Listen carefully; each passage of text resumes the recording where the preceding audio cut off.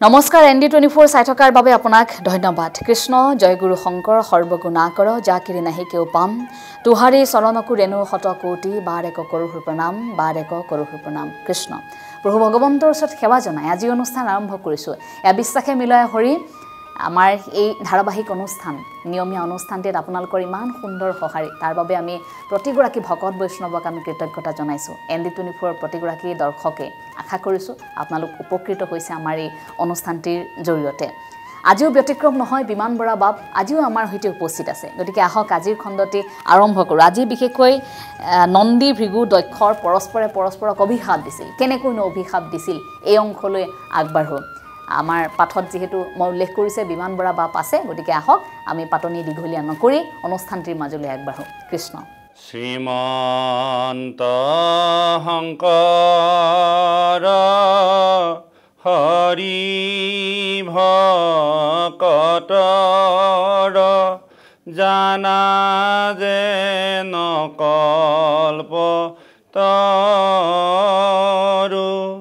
তাহান্ত বিনাই নাহি নাহি নাহি আমাৰ পৰম গুৰু ৰাম আমাৰ পৰম গুৰু।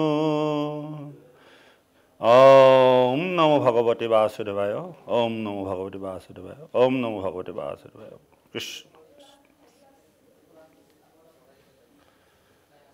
হে ৰাম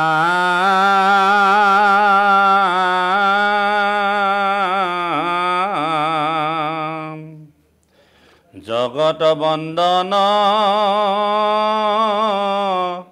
দেৱ ত্ৰিনয়ন তান মুখ্য পাৰিষদ তলৈক অজয় নন্দী মহাশয় ভৈলন্ত যে নতবধ। প্ৰণাম। সমস্তজন ভকত বৈষ্ণৱৰ প্ৰতি এই পবিত্ৰ আসনৰ পৰা শ্ৰদ্ধা আৰু সেৱা আগবঢ়াইছোঁ। ND24 নিউজ চেনেলটিয়ে বৈকুণ্ঠৰ কল্পতৰ ভাগৱত শাস্ত্ৰভাগী ধাৰাবাহিকভাৱে পাঠ পৰ্যালোচনাৰ যি অনুষ্ঠান, সেই অনুষ্ঠানত আমি চতুৰ্থ স্কন্ধৰ যি পদ, এই পদ পৰ্যালোচনা আগবঢ়াই থকা হৈছে। ইতিমধ্যে আগৰ ভিডিঅ'ত আপোনালোকে নিশ্চয় শ্ৰৱণ কৰিছে যে দক্ষই এক যজ্ঞ পাতিছিল আৰু সেই যজ্ঞত সমস্তজনে দক্ষ অহাৰ লগে লগে সেৱা সৎকাৰ কৰিছিল, কিন্তু তেওঁ জোঁৱাইক মহাদেৱ শিৱই কোনো ধৰণৰ সেৱা সৎকাৰ কৰা নাছিল। সেয়েহে সেই যজ্ঞত দক্ষক সেৱা নকৰাৰ কাৰণে মহাদেৱ শিৱক তিৰ্যক নিন্দা কৰিলে আৰু মহাদেৱ শিৱই কোনো ধৰণৰ আচৰণ বিধি নকৰিলে বা কোনো ধৰণৰ মাত নিদিলে আৰু দক্ষ প্ৰজাপতিয়ে মহাদেৱ শিৱক অভিশাপ প্ৰদান কৰিলে আৰু অৱশেষত মনুৰ সহিতে তেওঁ সভা ত্যাগ কৰি গুচি গ'ল আৰু লগে লগে শিৱৰ নিন্দা সহ্য কৰিব নোৱাৰি বা শিৱক দিয়া যি অভিশাপ, তেওঁ অনুচৰ মুখ্য অনুচৰ নন্দী দক্ষৰ প্ৰতি অভিশাপ, এই পাঠটি আছে। গতিকে এই যে যি ধাৰাবাহিক অনুষ্ঠান, এই অনুষ্ঠানৰ যি ধাৰাবাহিকতা, এই ধাৰাবাহিকতা নিশ্চয় আপোনালোকে শ্ৰৱণ কৰি কৃতাৰ্থ হৈছে আৰু আজি আমি পৰৱৰ্তী যি পদ, সেই পদ আগবাঢ়িবৰ বাবে চিন্তা কৰা হৈছে। কৃষ্ণ হে ৰাম ক্ৰোধে আৰকত চক্ষু ফুৰা মন্ত্ৰ প্ৰভুৰ আক্ষেপ জানি দক্ষ কটেখনে প্ৰচণ্ড বদনে খাপিলন্ত মহামানী। এই কথা উপলব্ধি কৰিব লাগিব, যেতিয়া সৰ্বদা গুৰুসকলক যেতিয়া নিন্দা কৰে শিষ্যসকলে সেই নিন্দা কোনো কাৰণতে সহ্য কৰিব পৰা নাযায়। যিহেতুকে জগতৰ ব্ৰহ্ম হিচাপে মহাদেৱ শিৱই ভগৱন্তৰ ৰাম নাম বস্তু ধ্যানস্থ সময়ত শহুৰেক দক্ষই সন্মান নকৰাৰ কাৰণে ভৰা সমাজৰ মাজত তিৰস্কাৰ কৰাৰ কাৰণে তেওঁ পাৰিষদ নন্দী শান্ত হৈ থাকিব নোৱাৰিল আৰু নোৱাৰাৰ কাৰণে এইবাৰ নন্দীয়ে দক্ষ প্ৰজাপতিক শাপ দিবৰ কাৰণে আগবাঢ়িল। অকল যে দক্ষকে শাপ দিব এনে নহয়, ভৰা সমাজৰ মাজত যেতিয়া মহাদেৱ শিৱক নিন্দা কৰিছিল, সমাজে কোনো উচিত অনুচিত বিচাৰ নকৰি বা দক্ষক কোনো কাৰণতে বাধা নিদিয়াৰ কাৰণে সমস্ত সভাত উপস্থিত থকা সিদ্ধমুনিসকলকো এইবাৰ নন্দী যি অনুচৰ সেই অনুচৰে শাপ দিবলৈ আগবাঢ়িছে। হে ৰাম আমি হবে ভিত্ৰ আচন্তে সাম্প্ৰত ঈশ্বৰক দেশ কৰে কৈৰ ইটো দক্ষ হৰৰ বিপক্ষ আচৰি কি কাৰ্যে মৰে এ ৰাম কৰো প্ৰতিকাৰ সকলে ইহাৰ ভৱক যত বুলিলা ইহাৰ লগুৱা যত সমজিয়া সাপন্তে যি নবাধিলা হে ৰাম তা সম্বাক দণ্ড কৰিব পচন্দ সৰ্বলোক অৰ্নিবাৰ অন্যটোত যেন ইমত অন্যায় নচাৰয় লোকে আৰ। মহাদেৱ শিৱৰ মুখ্য অনুচৰ নন্দীয়ে আজি এই কথাটো প্ৰকাশ কৰিছে যে এখন ভৰা সমাজত মোৰ গুৰু স্বামীক অন্যায় কৰাৰ তিৰস্কাৰ কৰাৰ প্ৰতিফল হিচাপে আজি মই এনে এক চন্দ্ৰসাপ দিম, এনে এক দণ্ড দিম যি দণ্ড সৰ্বজগতত খ্যাত হ'ব যে সমাজত এনেধৰণৰ যে তিৰস্কাৰ কৰিলে কি পৰিণাম ভুগিব লগা হয়। আৰু এই দণ্ড দেখি সমস্ত লোকে ভয়াত্ৰ হ'ব যাতে কোনেও এনেকুৱা ধৰণৰ আচৰণ নকৰে এই বুলি মহাদেৱ শিৱৰ পৰম অনুচৰ নন্দীয়ে প্ৰকাশ কৰিছে। হে ৰাম যিটো অহংকাৰী দক্ষ অবিচাৰী আপোনাক শ্ৰেষ্ঠ মানি আচৰিল দ্ৰোহ হুইয়া মহামোহ ব্ৰহ্মক সাংগে নজানি। সেইজন অসৎ যিজনে মহাদেৱ শিৱ যে এজন ব্ৰহ্ম হিচাপে অৱতাৰ গ্ৰহণ কৰি আছে এই কথা নাজানি তেওঁ দুআচৰণ কৰিছে, তেওঁ আজি এই দুহৰ প্ৰতিফল নিশ্চয় পাব। তেওঁ অহংকাৰী অবিচাৰী হৈ পেলাই শ্ৰেষ্ঠ উত্তম অধম একো বুজি নাপায়, তেওঁ যি ক'ব লাগে তাকেই কৈছে। ইয়াৰ পৰিণাম আজি ভীষণ হ'ব বুলি শিৱৰ অনুচৰ নন্দীয়ে প্ৰকাশ কৰিছে। হে ৰাম নাহি যাৰ মোহ নাচাৰন্ত দুহ কেৱলে ব্ৰহ্মণী গুণ হেন ঈশ্বৰত ভিন্ন বুদ্ধি ভৈলা ইটো দক্ষ নিকাৰুণ হে ৰাম হুয়া মহাযজ্ঞ কৰিলা অযোগ্য ৰুদ্ৰক আক্ষেপ কৰি সেইকাৰণে আৰু কৰো প্ৰতিকাৰ থাকো কটাকে হুমৰি নজানো কতত্ৰ বৈষ্ণৱৰ মত ব্ৰহ্মত হোক বিমুখ কুট কৰ্মময় যিটো গৃহচয় বাঞ্চু কটাতে হে হুক। আজি নন্দী অনুচৰে দক্ষ প্ৰজাপতি শাপ দিছে যে যিজন লোকে উচিত অনুচিত বিচাৰ কৰিব নাজানে, অবিচাৰী অহংকাৰী, সেইজনৰ এনেকুৱা এটা আচৰণ হওক যেন তেওঁ কোনো ধৰণৰ বৈষ্ণৱৰ মত যাতে তেওঁ অনুভৱ কৰিব নোৱাৰে, আত্মা তত্ত্বৰ কথা উপলব্ধি কৰিব নোৱাৰে, পৰম ব্ৰহ্ম কি বস্তু, শুদ্ধ ব্ৰহ্ম কি বস্তু এই কথাৰ পৰা তেওঁ বিমুখ হৈ থাকক, কুট কৰ্মত তেওঁ লিপ্ত হওক, তেওঁ গৃহত যি সুখ বাঞ্ছা কৰিছে সেই সুখৰ পৰা বঞ্চিত হওক, এনেধৰণৰ কথাখিনি আজি দক্ষৰ অভিমুখে নন্দী মুখ্য অনুচৰে প্ৰকাশ কৰিছে। হে ৰাম বেদবাদময় কৰোক আশ্ৰয় গ্ৰাম্য সুখ অভিলাষে প্ৰগতি প্ৰথৰ কৰ্ম নিৰন্তৰ ধৰো কয়াতি অয়াসে।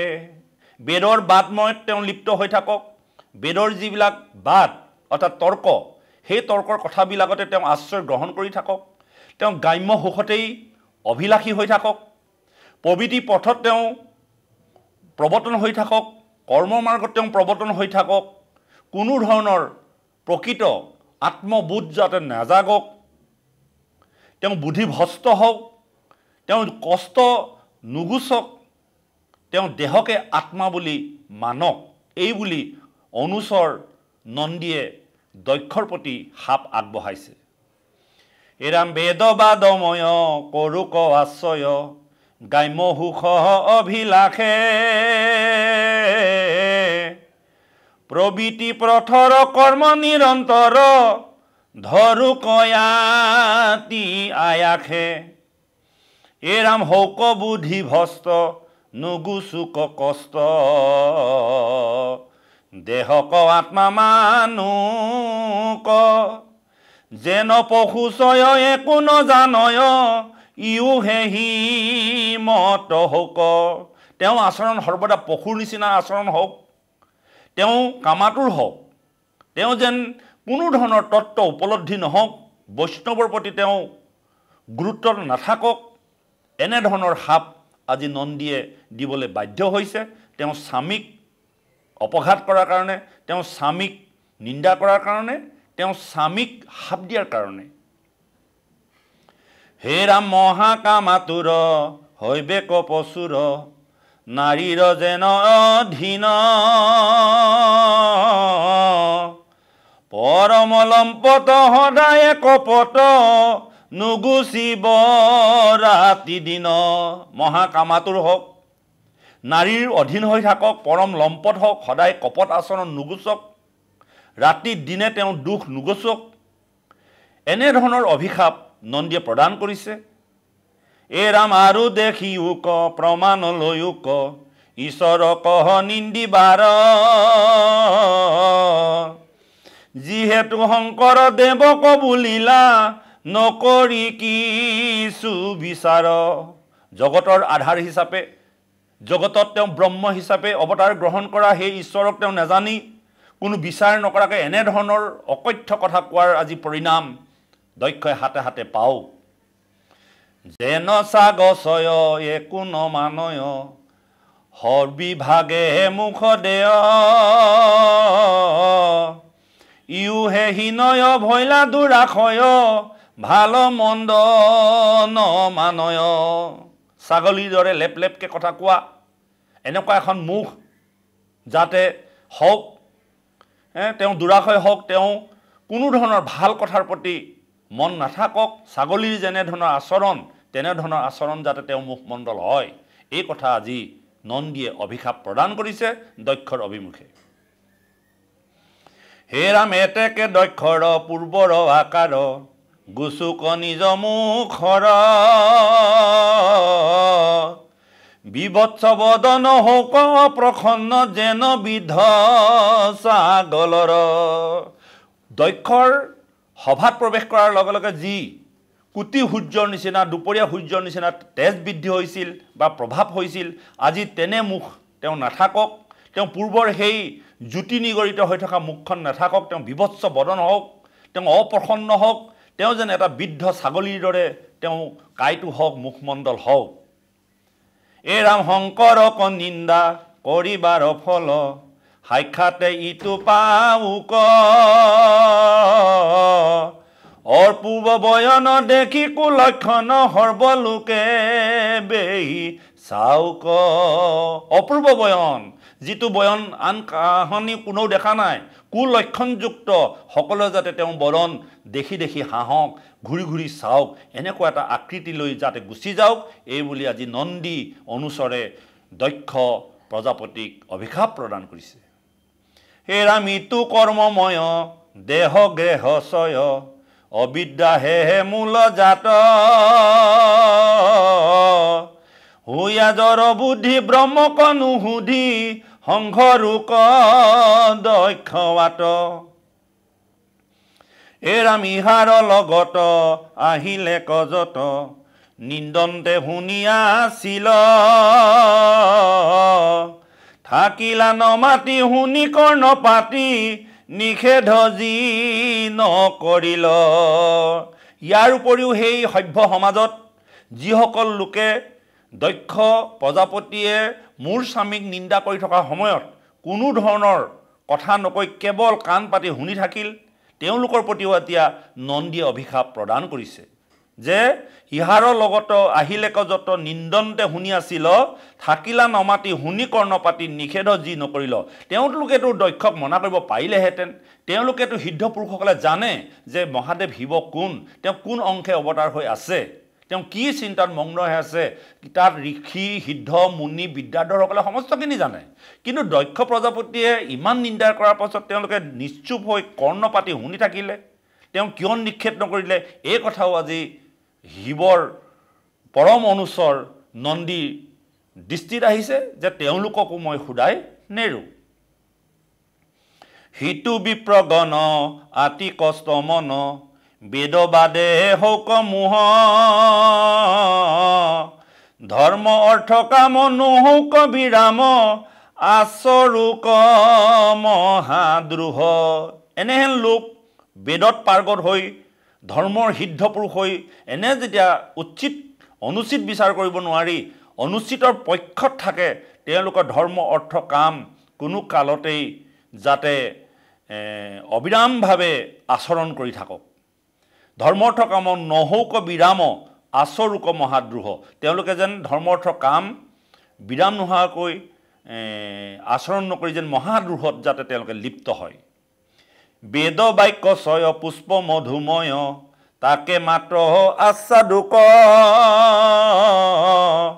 আপাত মধুৰ আবাহ প্ৰচুৰ, সদায় তাকে নেৰুক।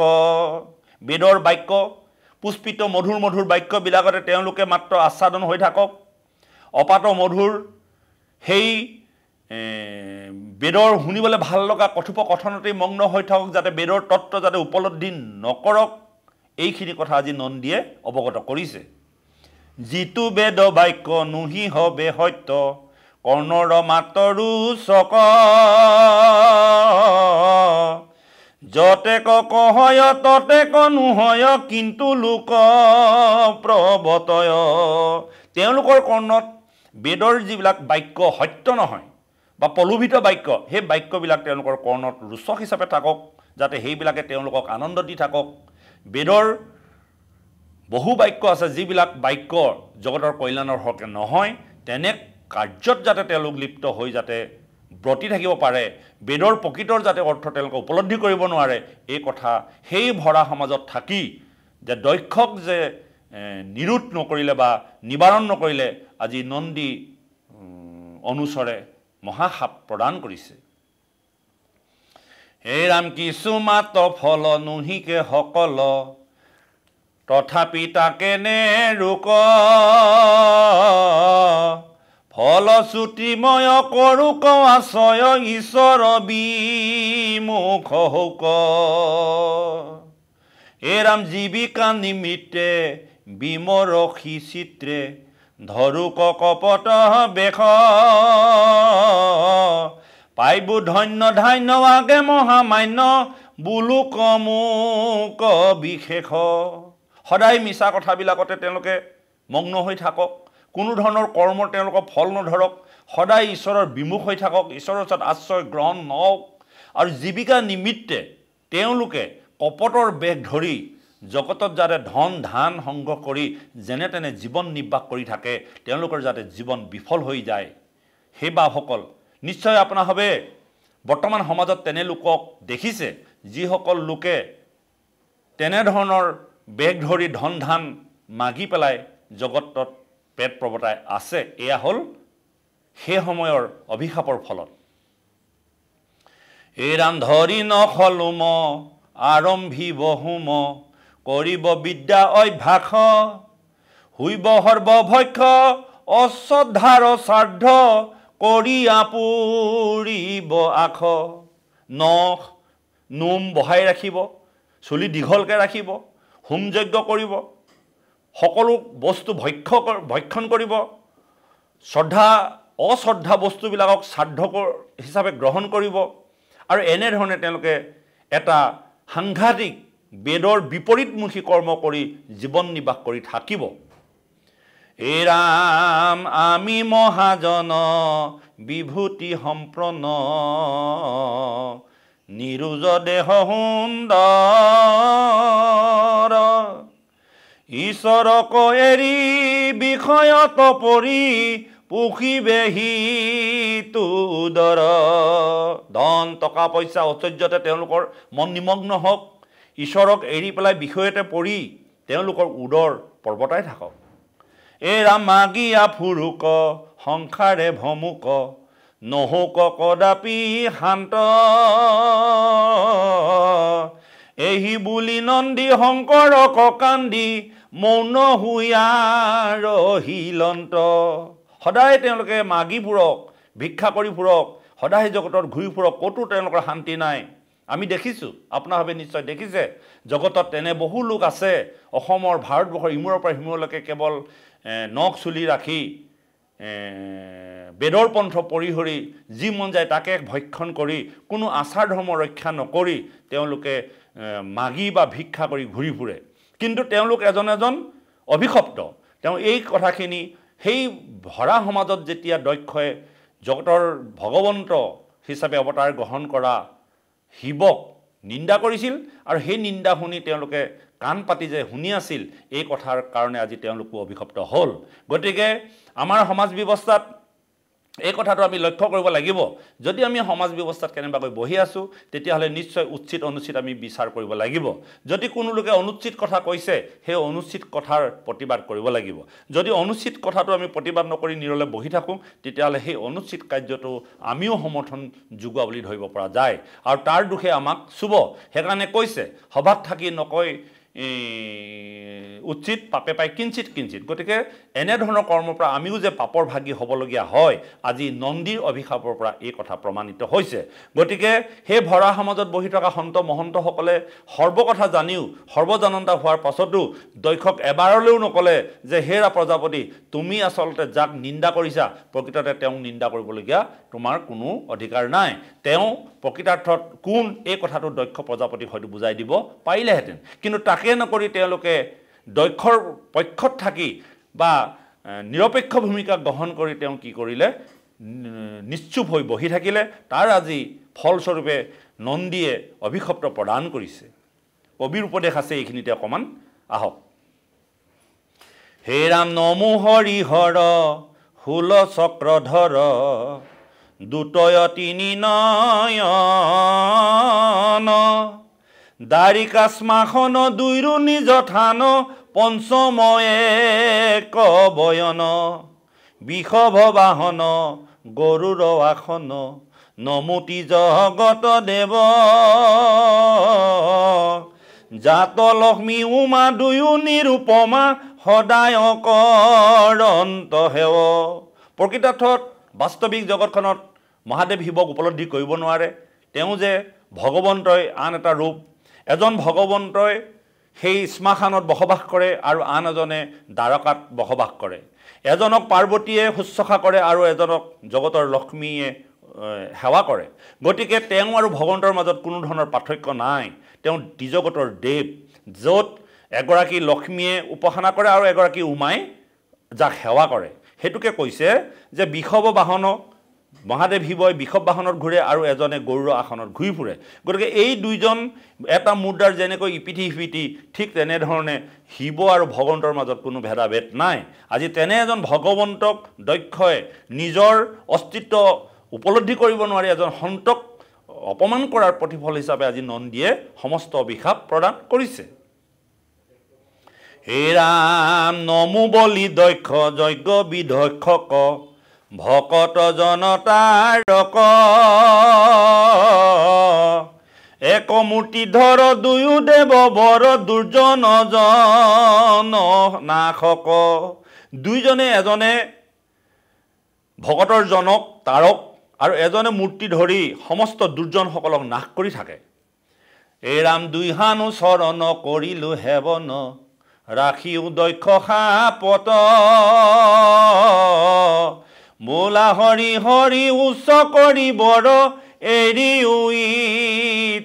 তপত গতিকে তেনেহেন দুজনৰ চৰণত চিন্তি আজি দক্ষৰ প্ৰতি এই শাপ প্ৰদান কৰিলে মহাদেৱ শিৱৰ অনুচৰ নন্দীয়ে পদ শিৱৰ অনুবৰ্তী হবক ভিগুৰ দ্বাৰা অভিশাপ প্ৰদান হে ৰাম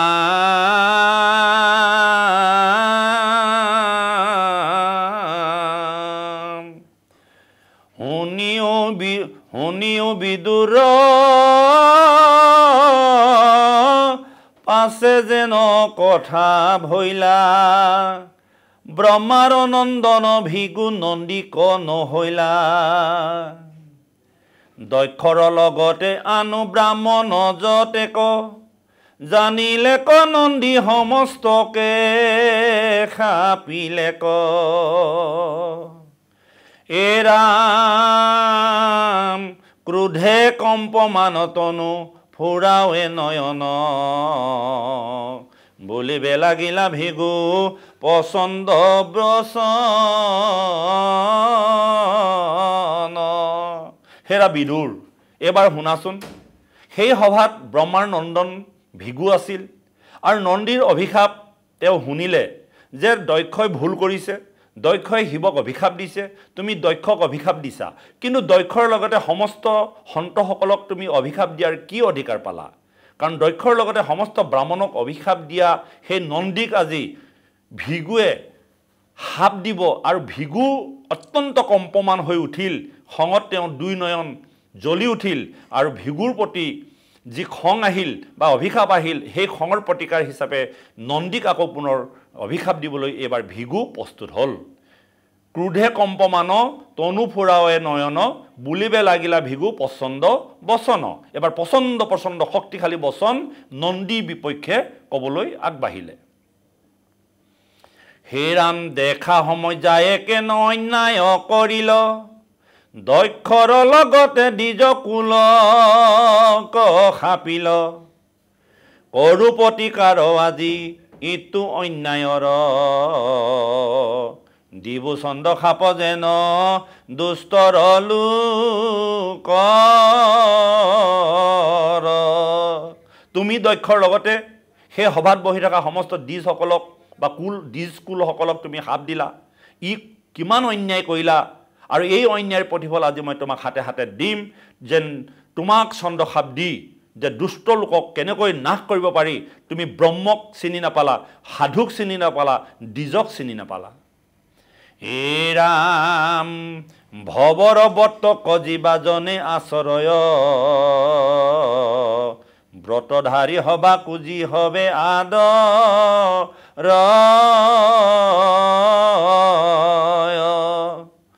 হৌক মহাপাখণ্ড লোকৰ গৰিহিত লোকত ভ্ৰমুক হৈয়া পৰম মোহিত শাস্ত্ৰপন্থ এৰি ভিন্ন পন্থ তমি লোক বিধি এৰি নিষেধক সদা আচৰুক এবাৰ ব্ৰহ্মাৰ নন্দন ভিগুৱে নন্দীক অভিশাপ দিছে যে তুমি ব্ৰতধাৰীসকলক আদৰ কৰিব নজনা বা ব্ৰতধাৰীসকলক তুমি কোনো ধৰণৰ সন্মান নজনা তাৰ ফল হিচাপে যেন সৰ্বদা তুমি প্ৰাখণ্ড হিচাপে জীৱন নিৰ্বাহ হওক তোমাৰ তুমি সমস্ত লোকত ভ্ৰমি ফুৰা তুমি পৰম মোহিত হৈ থকা যে শাস্ত্ৰ পন্থ এৰি ভিন্ন পন্থত মিলি তুমি জগতত কোনো ধৰণৰ আচৰণ বিধি নোহোৱাকৈ জগতত ঘূৰি ফুৰা হে ৰাম বেদৰ মাৰ্গ কবুলিবে কহবে মিছা পাখণ্ড পথক মাত কৰিবে ইচ্ছা বেদৰ যিবিলাক মাৰ্গ এই মাৰ্গবিলাকক তুমি নিষেধ বুলি ঘোষণা কৰা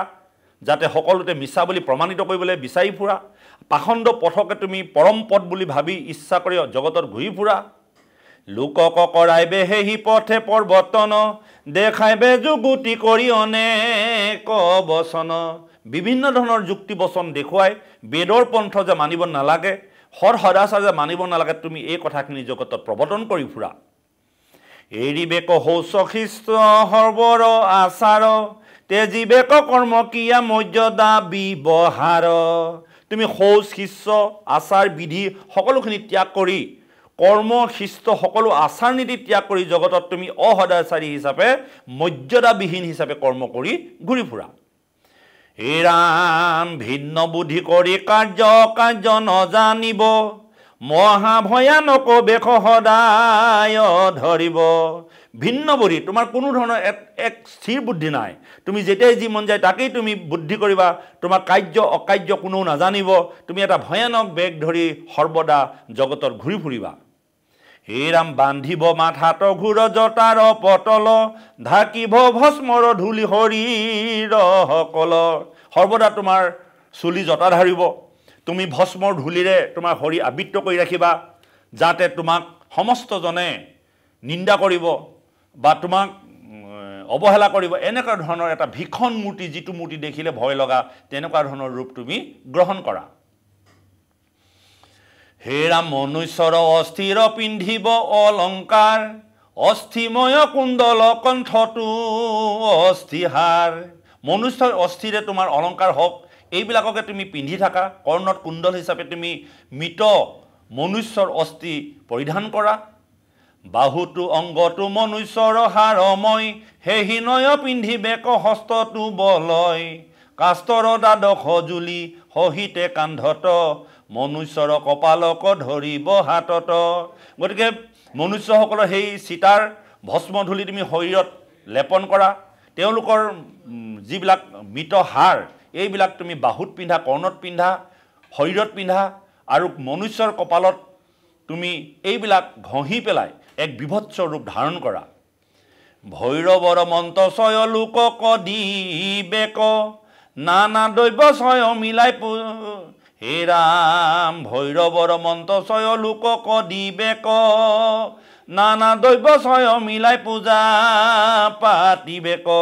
তুমি যিবিলাক পূজা পাতল কৰিবা তাত বিভিন্ন সামগ্ৰী লগাবা। কোনো ধৰণৰ তোমাৰ মন্ত্ৰৰ বিচাৰ নাথাকিব। তুমি ভৈৰৱ মন্ত্ৰ উচ্চাৰণ কৰিবা আৰু সমস্ত জগতক ভৈৰৱ মন্ত্ৰ উচ্চাৰণ কৰিবৰ কাৰণে তুমি পৰিচিত কৰিবা। আৰু তোমাৰ পূজা পাতলত বিভিন্ন দ্ৰব্যৰ সমাহাৰ ঘটিব। আৰু এই সমাহাৰবিলাকত তোমাৰ কি কি থাকিব? কৰিবে নবেদ্য বহুবিধ মদচয়, পিষ্টকৰ চিত কটু গুড় মধুময়। তোমাৰ যিবিলাক পূজা অৰ্চনা, এইবিলাকত মদ ব্যৱহাৰ হ'ব আৰু ৰুচিসন্মত গুড় মধু সোৱাদ লগা বস্তুবিলাক তুমি একলগ কৰি পেলাই তুমি পূজা পাতল কৰিবা। আনু নানা মদ্যতাল ফল বিৰচিত, পিষ্টক পায়স অন্ন নৈবেদ্য সহিত। আনু বহু সম্ভাৰ মিলাই যত্ন কৰি, তাতে প্ৰৱেশোক পাছে অন্যায় আচৰি। এই সমস্তখিনি কৰ্ম কৰি তুমি জগতত অৱহেলিত হৈ থাকা। তোমাক যাতে কোনেও আচৰণ নকৰে, তোমাক যাতে কোনেও গ্ৰহণ নকৰে, এই পৰিৱেশ তোমাৰ জীৱনত হওক, এই বুলি ভৃগুৱে প্ৰচণ্ড অভিশাপ নন্দীক প্ৰদান কৰিছে। হে ৰাম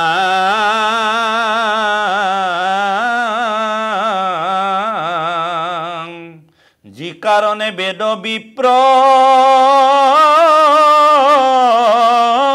দুই হাংকু নিন্দিল,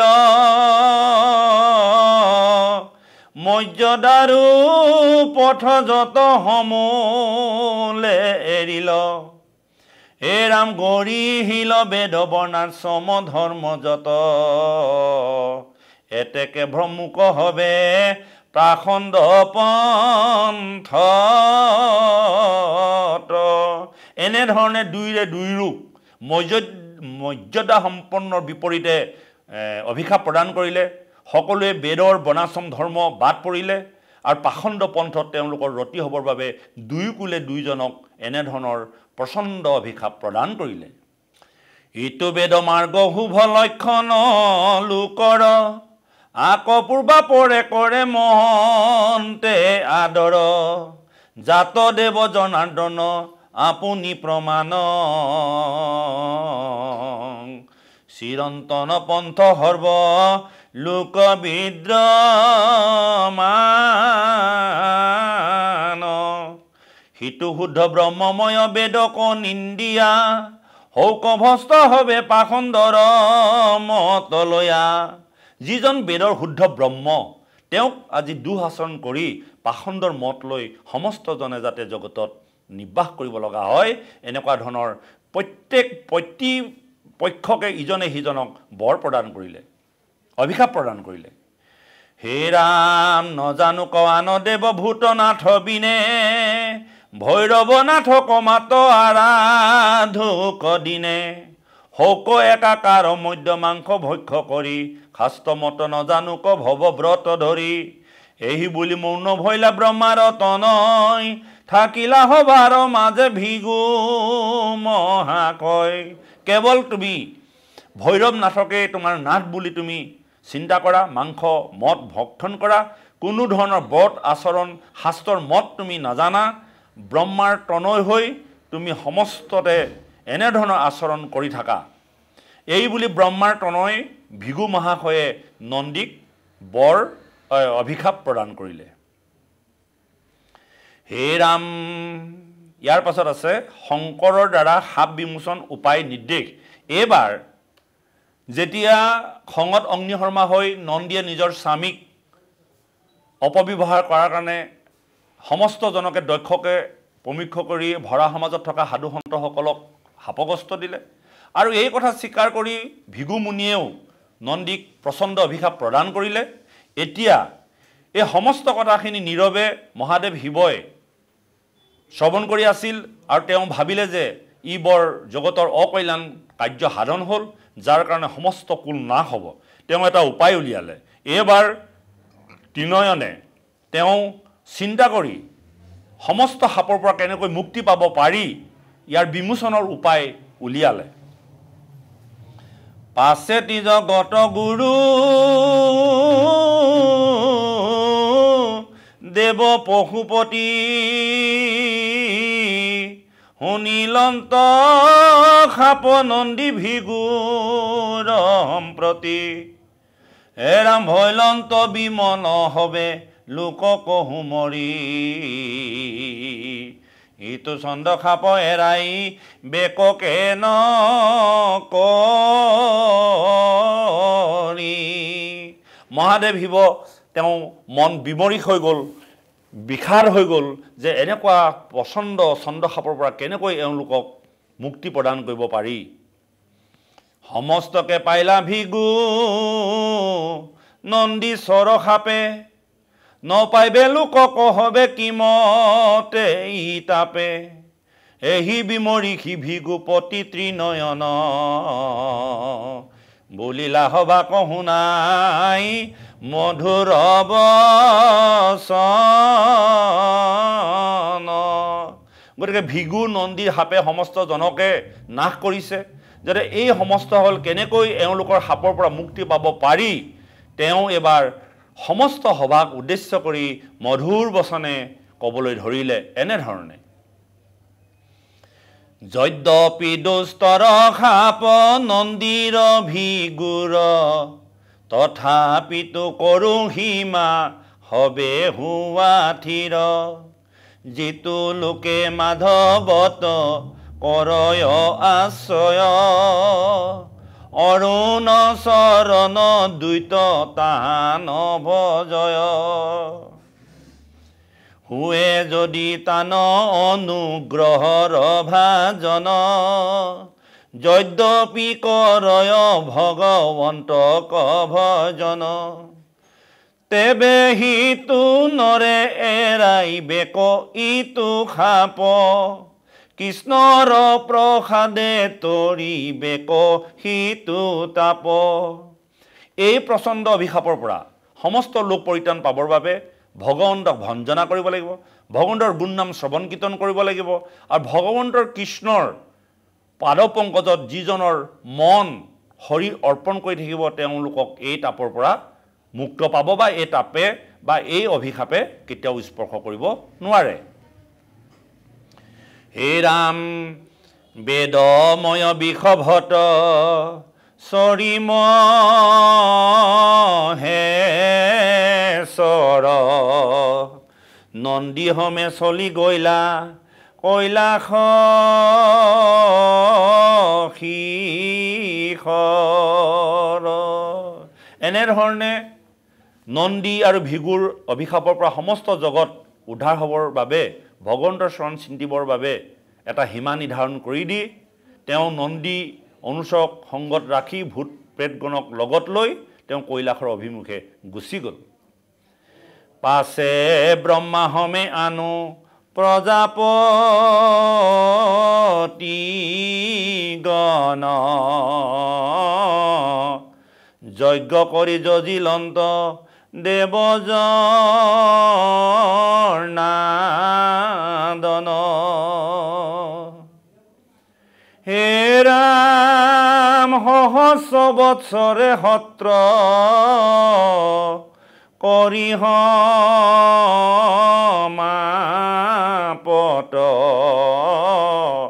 অৰ্পিলন্ত হবে মিলি ঈশ্বৰ কৃষ্ণত। ইয়াৰ পাছত ব্ৰহ্মাৰ সহিতে প্ৰজাপতিসকলে যজ্ঞ কৰি ভগৱন্তৰ চৰণত অৰ্পণ কৰি সমস্ত যজ্ঞৰ কাম সমাপিত কৰিলে আৰু ভগৱন্তৰ ঈশ্বৰৰ ওচৰত সমস্তখিনি অৰ্পণ কৰি ধন্য হ'ল। কৰিলন্ত ঋষিগণে যজ্ঞ বখান পাছে আচৰিলা দিব্য অৱভূত স্নান হে ৰাম গংগা যমুনাৰ জল জিঠাইত বহন্ত তহিতে আনন্দে হবে ঋষিম জিলন্ত। সমস্ত ঋষিগণে যজ্ঞ অৱসান কৰি যি ঠাইত গংগা যমুনাৰ জল নিৰন্তৰ বৈ থাকে তাতে তেওঁলোক বহি পেলাই আনন্দ মনেৰে ঈশ্বৰক উপাসনা কৰি মহাশুদ্ধ হৈ থাকিবলৈ ধৰিলে। ভৈলা মহাশুদ্ধ যজ্ঞ যজি চৰক চলি গইলা হবে নিজ আপোন থানক হে ৰাম ব্ৰহ্মাই আদি কৰি দেৱ গন্ধৰ্ব কিন্নৰ সিদ্ধমুনি বিদ্যাধৰ আনু নিৰন্তৰ।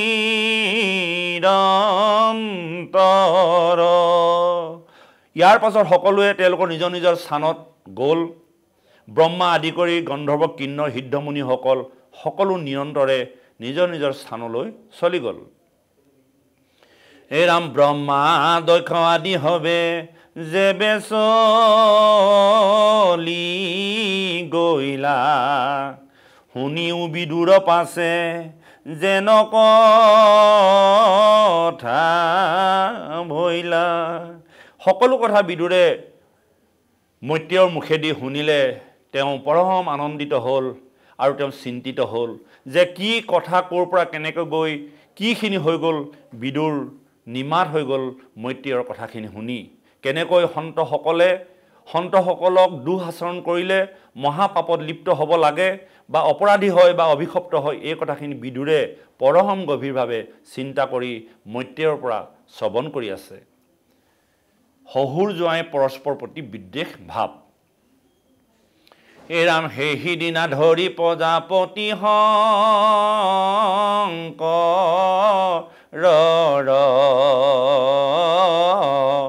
নুগুচিল বিদ্বেষ মনত দুই সন্তৰ।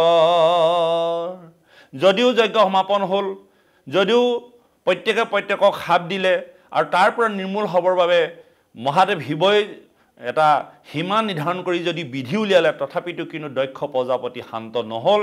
তেওঁলোকৰ শহুৰ আৰু জোঁৱাইৰ মাজত পৰস্পৰৰ প্ৰতি বিদ্বেষ ভাৱ কিন্তু জাগি থাকিল। এই কথা উপস্থাপন কৰিছে এনেধৰণে ভৈলা মহাবিৰুদ্ধ জামাতা চহুৰ নুহি অল্প দিন গইলা অনেক বৎসৰ হে ৰাম নাহি দেখা দেখি দুইৰো হেহি দিন হন্তে নুগুচিল ক্ৰোধে চক্ষু দুই হানো মনতে। শহুৰ আৰু জোৱাইৰ মাজত এই বিদ্বেষ ভাগ পৰস্পৰ থাকি গ'ল আৰু সেই দিনাৰ পৰা কোনোদিনে তেওঁলোকৰ দেখা দেখি নহ'ল। যদিও দক্ষ প্ৰজাপতিয়ে কিন্তু কেনেকৈ জোৱাইকক আকৌ এশিকনি দিব পাৰি এই কথা কিন্তু তেওঁ সৰ্বদা চিন্তিত হৈ থাকিল। তেওঁ ক্ৰোধত জৰ্জৰিত হৈ থাকিল আৰু এনে কথা চিন্তা কৰি পুনৰ এক তেওঁ যজ্ঞ আৰম্ভ কৰাৰ কথা চিন্তা কৰিলে, যিটো যজ্ঞত নিজৰ জোৱাইকক অনিমন্ত্ৰিত কৰি পেলাই যাতে অপমান কৰিব পাৰি। হে বাপ বৈষ্ণৱসকল, যিসকল ক্ৰোধী, যিসকল অসৎ লোক, তেওঁলোকে যেনেকৈ সৰ্পই ক্ৰোধ এৰি নিদিয়ে, ঠিক তেনেকৈ আজি দক্ষ প্ৰজাপতিয়ে ইমানখিনি ঘটনা হোৱাৰ পাছতো কিন্তু তেওঁ নিজৰ জোৱাইকৰ প্ৰতি যে ক্ৰোধ সম্বৰিত কৰিব নোৱাৰিলে, ই প্ৰকৃততে আমি লক্ষ্য কৰিবলগীয়া। কাৰণ সন্ত মহন্তসকলে বা ব্ৰহ্মবাদীসকলে সৰ্বদা ক্ৰোধ পৰিত্যাগ কৰিব পাৰিব লাগে। কিন্তু দক্ষ প্ৰজাপতি ব্ৰহ্মাৰ নন্দন হোৱাৰ পাছতো, ব্ৰহ্মা বা ব্ৰাহ্মণ হোৱাৰ পাছতো তেওঁ কিন্তু ক্ৰোধ সম্বৰিত কৰিব নোৱাৰিলে। তেওঁ যিটো কথা সমস্তজনৰ মাজত অভিশপ্ত হৈ সমস্ত জগতৰ অকেলান সাধন কৰিলে, তেনে ক্ষেত্ৰত তেওঁ কিন্তু শান্ত নহয় পুনৰ আকৌ এক নতুন কাৰ্য হাতত ল'লে, য'ত নেকি পৰম অঘটন ঘটিব, জগতৰ অকল্যাণ হ'ব। দক্ষ প্ৰজাপতিৰ বাষ্পীয় যজ্ঞ। হে ৰাম পাছে এককালে ব্ৰহ্মা দক্ষক নাই, প্ৰজাপতি গণহমে সমাজ পতাই, সমস্তৰে অধিকাৰী আনি পাতিলন্ত,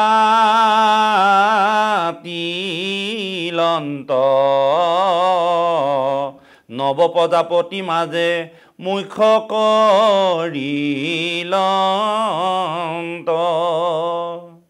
হে ৰাম হিবে লাভ হৈলে কতান, মুখ্যয়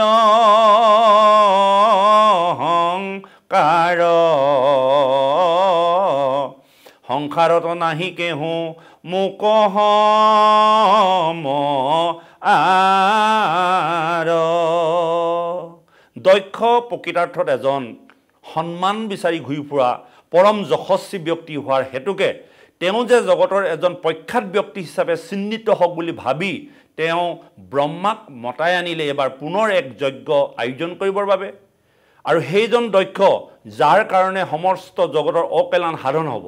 আমাৰ সমাজ ব্যৱস্থাটো তেনেকুৱা এক ব্যৱস্থা আছে, যাৰ সন্মানত যদি কেনেবাকৈ আঘাত পৰে, যাক সন্মান নকৰিলে ক্ষুণ্ণ হয়, তেনে লোকে কেতিয়াও ক্ৰোধ পৰিহাৰ কৰিব নোৱাৰি পুনৰ আকৌ অঘটনৰ পাছত অঘটন ঘটাবলৈ চিন্তা কৰি থাকে। আজি ঠিক দক্ষ এজন অহংকাৰী হোৱাৰ হেতুকে সমস্তখিনি হোৱাৰ পাছতো তেওঁ পুনৰ আকৌ এক যজ্ঞ সৃষ্টি কৰিলে, যেন তেওঁ জোৱাইকক অপমান কৰিবৰ বাবে। আমাৰ মাজতো সমাজ ব্যৱস্থাত তেনেধৰণৰ নথকা নহয়। আমি কাৰোবাক অপমান কৰিবৰ কাৰণে, কাৰোবাক দেখুৱাই হীনমন্যতাত ভোগাবৰ কাৰণে, নিজক শ্ৰেষ্ঠতা প্ৰতিপন্ন কৰিবৰ বাবে আমি কিছুমান কাৰ্য কৰোঁ, যিবিলাক কাৰ্য প্ৰকৃতাৰ্থতে কোনো ধৰণৰ সৎকৰ্ম নহয় বা ঈশ্বৰত অৰ্পিত কৰ্ম নহয়। যদিও দেখাত আমি ঈশ্বৰৰ অৰ্পিতভাৱে কাম কৰিছোঁ, কিন্তু মনত আছে আমাৰ যশস্যা, মনত আছে কাৰোবাক হীনমন্যতাত ভোগাবৰ কাৰণে, মনত আছে আমি যেন সবাতোতকৈ শ্ৰেষ্ঠ প্ৰতিপন্ন কৰিবৰ বাবে আমি তেনেধৰণৰ কৰ্ম কৰোঁ, যি কৰ্মত সদায় বিঘিনি আছে। আজি ঠিক তেনেকৈ দক্ষ প্ৰজাপতিয়ে এক বাষ্পীয় যজ্ঞ আৰম্ভ কৰিবলৈ বিচাৰিছে আৰু এই বাষ্পীয় যজ্ঞত কিন্তু তেওঁ কেৱল যজ্ঞ আৰাধন কৰা মূল উদ্দেশ্য হ'ল তেওঁ জোৱাইকক অপমান কৰিবৰ বাবে। হে ৰাম আৰম্ভিলা দক্ষে পাছে যজ্ঞ বাজপেৱ, বুলন্ত যজিবু আনে জাকন পাৰ। বাষ্পেয় মানে বৃহস্পতি যজ্ঞ। আৰু এই বৃহস্পতি যজ্ঞ এনেধৰণে আয়োজন কৰিব যাতে এনেকুৱা যজ্ঞ কোনো কাৰণতে কোনো কালতে কোনো লোকে কৰিব নোৱাৰে, কেৱল দক্ষহে কৰিব পাৰিব। এই কথাটো প্ৰতিপন্ন কৰিবৰ বাবে তেওঁ এই যজ্ঞ আয়োজন কৰিছে। আৰম্ভিলা দক্ষে পাছে যজ্ঞ বাজপেয়, বুলন্ত যজিবু আনে জাক নপাৰয়, থাকিব কিৰীতি যাৱে ছন্দ দিবাকৰ, আচৰিব যজ্ঞ যিটো লোকৰ দুষ্কৰ। হে ৰাম মানু যজ্ঞ কৰ্তা কক ৰিবুতিৰস্কাৰ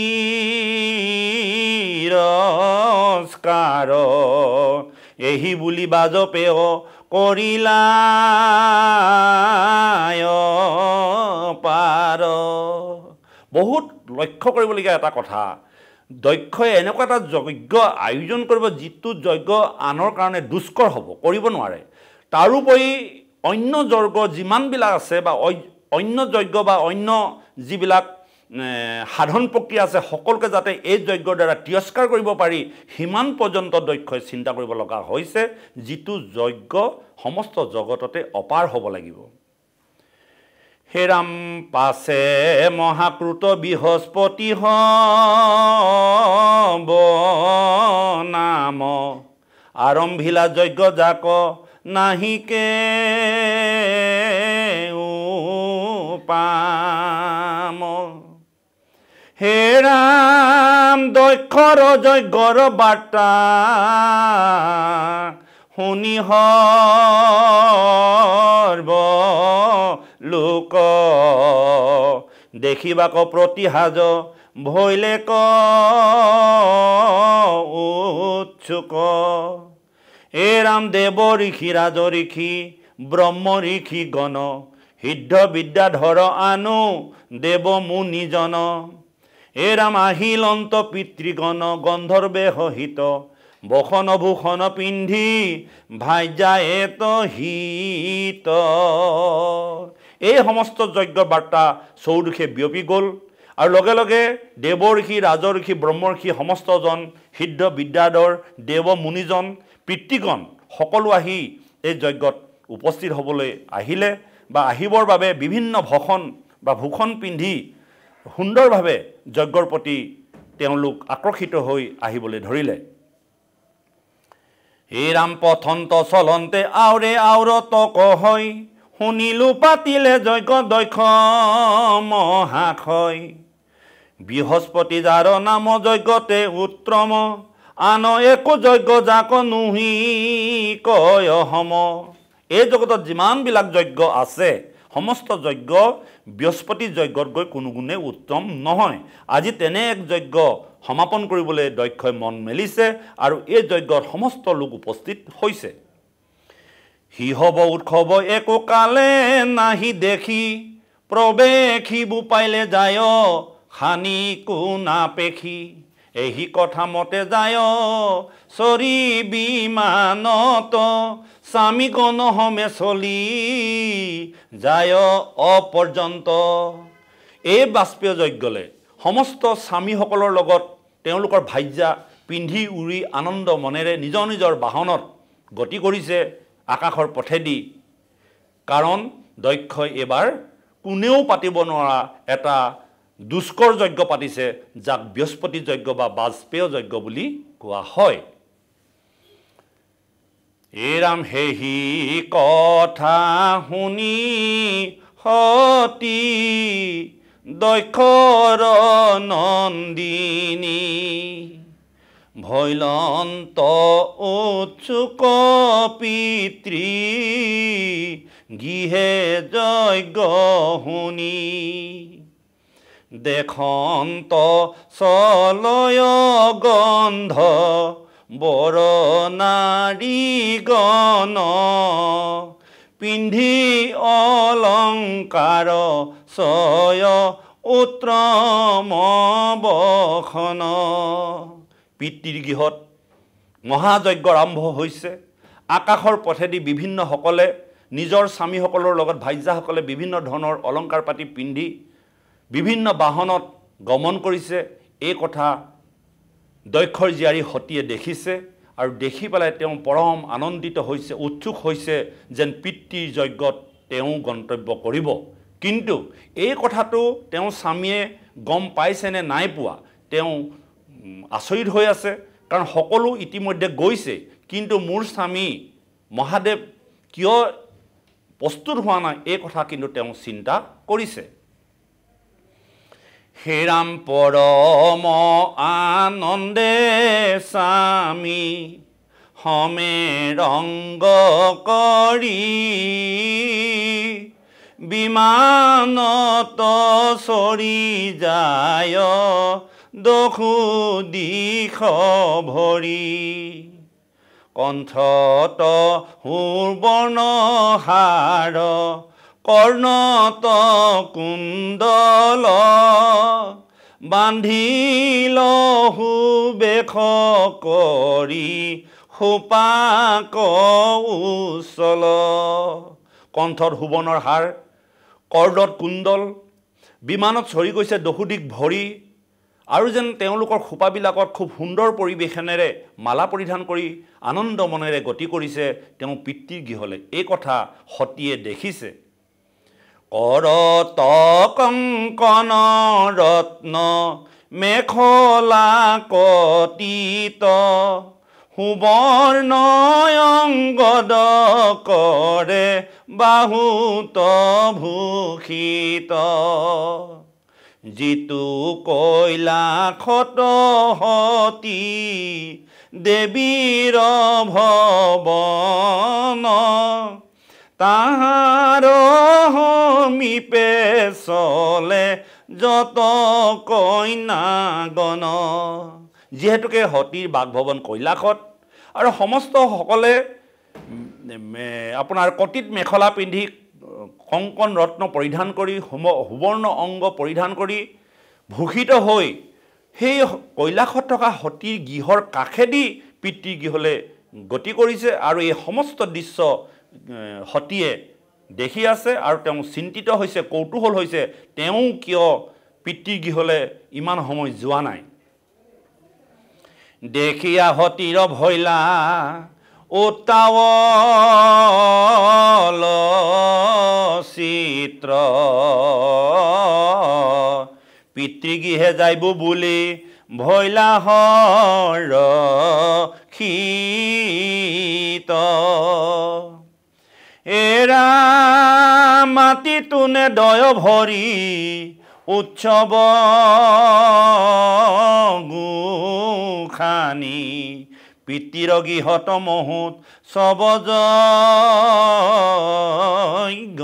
শুনি হে বাপসকল হে আইসকল আমাৰ সামাজিক পৰিয়ালবিলাকতো তেনেধৰণৰ আচৰণ হয় যেতিয়া পিতৃৰ গৃহত কিবা এটা যজ্ঞ বা কিবা এটা অনুষ্ঠান হয় সেই কন্যাসকলৰ সেই যজ্ঞলৈ যাবলৈ উৎপিচ লাগি থাকে মাটিত ভৰি নপৰাকৈ আনন্দিত মনেৰে হৰ্ষিত হৈ থাকে যেন পিতৃৰ গৃহলৈ কেতিয়াকৈ যাম কেতিয়াকৈ গৈ পিতৃৰ গৃহত দুখন বন কৰি পিতৃক উৎসাহিত কৰিম কিন্তু আজি পিতৃৰ গৃহত ইমান সুন্দৰ এক যজ্ঞ হৈছে তথাপিতো কিন্তু আজি তেওঁ যাবলৈ প্ৰস্তুত হোৱা নাই আৰু তেওঁ কিন্তু মনত উত্তাউল চিত লৈ মাটিত ভৰি নপৰাকৈ হৰ্ষিত মনেৰে পিতৃৰ গৃহলৈ যাবলৈ আশা কৰি পৰম আনন্দ মনেৰে আছে আৰু এই কথাখিনি তেওঁ স্বামী শংকৰে কিয় প্ৰস্তুত হোৱা নাই এই বিষয়ে জানি তেওঁ বিস্মিত হৈ আছে এই ৰাম কহো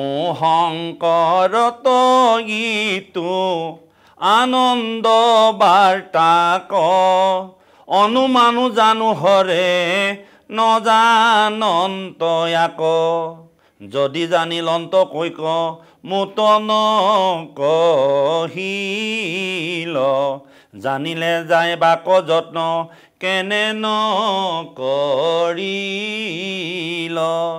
মোৰ হয়তো স্বামীয়ে যদি জানিছে হয়তো মোক নোকোৱাকৈ আছে বা পাহৰিছে বা যদি নজনাকৈ আছে তেন্তে মই এই কথাখিনি মোৰ স্বামীক জনাওঁ যে মোৰ পিতৃগৃহত এক মহা ধুমধামেৰে যজ্ঞ আয়োজন কৰিছে গতিকে হয়তো শংকৰে জানাৰ পাছতো হয়তো পাহৰি থাকিব পাৰে গতিকে তেওঁ লয় লাখেৰে গৈ পৰম আনন্দ মনেৰে তেওঁ স্বামীক পিতৃগৃহৰ যজ্ঞৰ সম্পৰ্কে বাৰ্তা দিবলৈ আগবাঢ়িছে গতিকে আমি যিমানখিনি কথা ভাগৱতে আমাক প্ৰকাশ কৰি আছে এইখিনি আমাৰ জীৱনশৈলীৰ কথা আমি যদি উপলব্ধি কৰোঁ আমাৰ জীৱনৰ ছবিখন তাতে আমি দেখিবলৈ পাম এই ভাগৱত আমাৰ জীৱন চৰিত্ৰৰ কথা আমাৰ জীৱন সংসাৰবিলাকত যিবিলাক ঘটনা পৰিঘটনা ঘটি থাকে এই কথাবিলাককে ইয়াত উপস্থাপন কৰা হৈছে গতিকে আজি দক্ষই যি কৰ্ম কৰিবলৈ কৈছে সেই কৰ্ম আমাৰ মাজতো হয় এনে কৰ্মৰ দ্বাৰা যে আমাৰ কেতিয়াবা অঘটন ঘটে এই কথাখিনি পৰৱৰ্তী পাঠত আমি উপস্থাপন কৰিম আহক আমি ভগৱন্তৰ কথাৰে যাতে ৰঞ্জিত হৈ থাকোঁ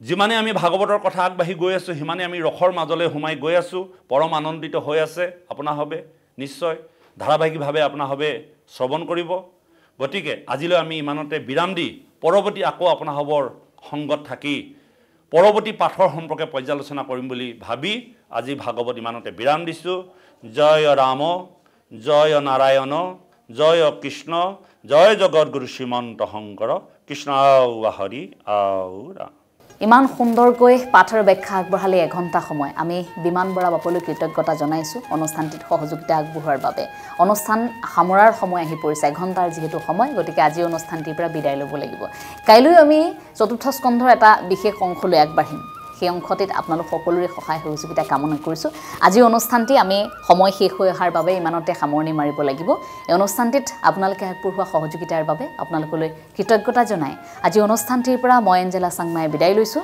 ভালে থাকক সকলো কৃষ্ণ